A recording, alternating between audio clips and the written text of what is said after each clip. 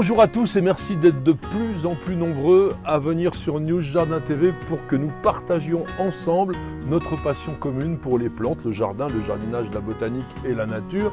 Et oui, notre chaîne News Jardin TV vous permet de jour en jour, et ceci tous les jours de la semaine, de progresser dans vos connaissances botaniques et jardinières. Et dans cette émission, nous vous accueillons au cœur même de notre jardin, ce jardin qui est soigneusement entretenu par ma petite jardinière Nicole, petite jardinière qui se trouve aussi actuellement derrière la caméra pour enregistrer toutes les images vidéo de cette émission.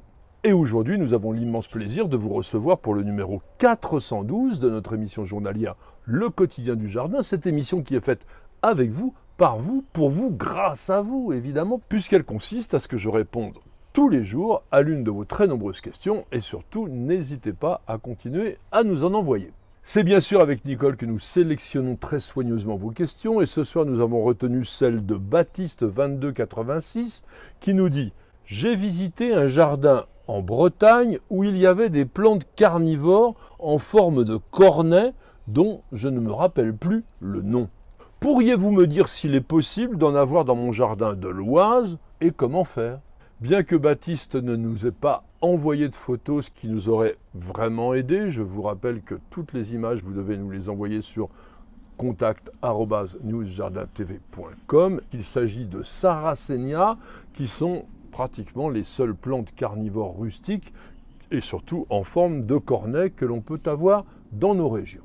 Le genre Sarracenia fut d'abord attribué à Carl von Linné et il publia ce nom dans son ouvrage de 1753 Species Plantarum. Mais aujourd'hui, Sarracenia est officiellement associé au botaniste français Joseph Piton de Tournefort, qui créa, lui, le nom en 1700, c'est-à-dire avant Linné, pour rendre hommage au médecin et naturaliste français Michel Sarrazin. Et lui, il voyageait au Québec et il fit parvenir un spécimen à cet éminent botaniste qu'il avait trouvé à l'époque. Mais ce n'est pas lui qui avait découvert le premier la plante, elle avait déjà été décrite au XVIe siècle par le médecin et botaniste flamand Matthias de Lobel, qui l'avait même dessinée en 1576 sous le nom de Tutis limpidifolium dans son ouvrage Stirpium adversaria nova. Aujourd'hui, la nomenclature botanique internationale reconnaît 33 espèces dans le genre Sarracenia, dont d'ailleurs 14 sont des hybrides naturels. Toutes sont originaires d'Amérique du Nord, principalement du sud des États-Unis, et seule Sarracenia purpurea peut être rencontrée dans la région des Grands Lacs, c'est-à-dire au nord des États-Unis à la frontière du Canada et au sud-est du Canada. Les Sarracenia, dont l'appellation vernaculaire courante est urne-trompette, ont donné leur nom à la famille des Sarraceniaceae, c'est logique. Famille créée en 1829 par le botaniste et homme politique belge Barthélemy Charles Joseph Dumortier.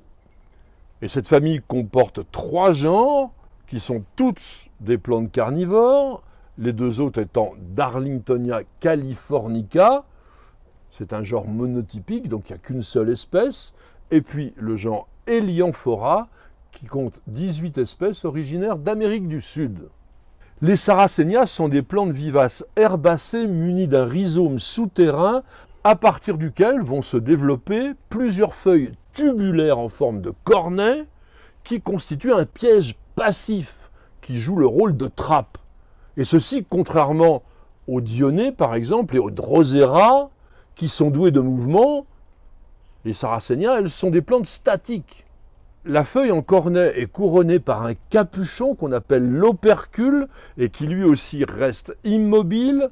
Cet opercule empêche la pluie de trop remplir l'urne, ce qui entraînerait à la fois la perte des proies et diluerait aussi le liquide digestif. Et l'opercule a aussi un autre rôle, celui tout simplement de guider les proies vers l'ouverture de l'urne, avec aussi une association de couleurs et d'odeurs, et les insectes vont irrémédiablement être guidés vers l'entrée du piège. Certaines espèces, en particulier Sarracenia minor et Sarracenia psittacina, ont des opercules parsemés de taches qui n'ont pas de chlorophylle et qui constituent donc des fenêtres translucides qui ont pour objet de dérouter les proies et les inciter à tenter de voler à travers l'opercule, ce qui va les épuiser et les faire retomber sans cesse dans le tube de cette urne piège. Au fil des millénaires, les feuilles des Sarracenia ont évolué en forme d'entonnoir ou de vase afin de piéger les insectes par des sécrétions de nectar. Ces sécrétions sont produites par des nectaires extrafloraux qui sont situés sur le bord de l'urne en forme de lèvres arrondies et renflées, que l'on appelle le péristome. Et la surface du péristome est glissante en raison de dépôts cireux, ce qui va favoriser la chute des insectes à l'intérieur du piège. Et cette partie interne du piège est tapissée de poils ultra fins qui pointent vers le bas, ce qui leur fait jouer un rôle de toboggan. Et puis il y a aussi des plaques de cire situées dans la partie médiane de l'urne qui vont accélérer la glissade de la proie et la précipiter vers sa fin. Parce qu'une fois parvenus dans cette partie de l'urne, les insectes perdent toute possibilité de s'échapper. Et puis par ailleurs, la plante sécrète un alcaloïde qu'on appelle la coniine, qui a un effet narcotique. Et il aurait, on n'a pas encore vraiment la preuve, pour effet d'enivrer les visiteurs imprudents en leur faisant perdre le sens à la fois de l'orientation et de l'équilibre, afin qu'ils tombent bien au fond de l'urne. Donc une fois piégés, les proies finissent par tomber dans le liquide qui se trouve au fond de cette urne. Elles vont s'y noyer et elles sont alors digérées par la plante qui sécrète des protéases, c'est des sortes de sucs digestifs et d'autres enzymes, et qui bénéficient aussi pour cela de l'action de bactéries symbiotiques. Les exosquelettes, c'est-à-dire les enveloppes des insectes, en général ne sont pas digérés. Et au cours de l'été, ils vont s'entasser à l'intérieur du tube, on le voit très bien par transparence, et il faut savoir que l'efficacité du piège des Sarracénies est absolument remarquable. Les urnes sont quasiment toujours remplies d'un très grand nombre de proies, au point même d'ailleurs que dans certains cas, la plante va mourir d'indigestion, tout simplement parce qu'elle est incapable d'arriver à absorber le grand nombre d'insectes qu'elle a capturés. Bien entendu, la Sarracénie porte des fleurs, elles n'ont pas une odeur très agréable, certaines d'ailleurs sentent un peu le pipi de chat. Ces fleurs sont produites au printemps en même temps que se forment les urnes. Les fleurs sont solitaires et elles sont portées sur de longues hampes très nettement au-dessus des feuilles pièges, de manière bien sûr à épargner les pollinisateurs. La floraison va durer environ 2 semaines. Mesurant de 3 à 10 cm de diamètre selon les espèces, les fleurs se composent de 5 pétales qui sont surmontés de 3 bractées. Elles portent de nombreuses étamines et ont un pistil en forme de parapluie au-dessus duquel pendent ces longs pétales jaunes ou rouges. La fleur entière est portée la tête en bas, de sorte que les stigmates, c'est-à-dire l'extrémité du pistil, puissent facilement capter le pollen. Les principaux pollinisateurs sont des abeilles et elles doivent se frayer un chemin à travers les 5 stigmates pour accéder au nectar, ce qui évite l'autopollinisation. C'est particulièrement ingénieux. Dans le courant de l'automne, les urnes fanent et les plantes produisent des feuilles non carnivores, qu'on appelle des phyllodes, et qui vont jouer un rôle dans l'économie de la carnivorité qui demande beaucoup d'énergie à la plante. En automne et en hiver, il n'y a quasiment pas d'insectes, donc la plante entre en repos, inutile d'avoir ses pièges. Je vous propose maintenant que nous voyions rapidement les différentes espèces qui sont les plus utilisées dans l'obtention des plantes hybrides, qui sont ornementales et rustiques. Vous avez Sarracenia flava, la Sarracénie à fleurs jaunes, qui a des urnes vert acide de 30 à 90 cm de long. Les fleurs sont jaunes de 5 à 10 cm de large, une plante qui a une rusticité autour de moins 10 degrés.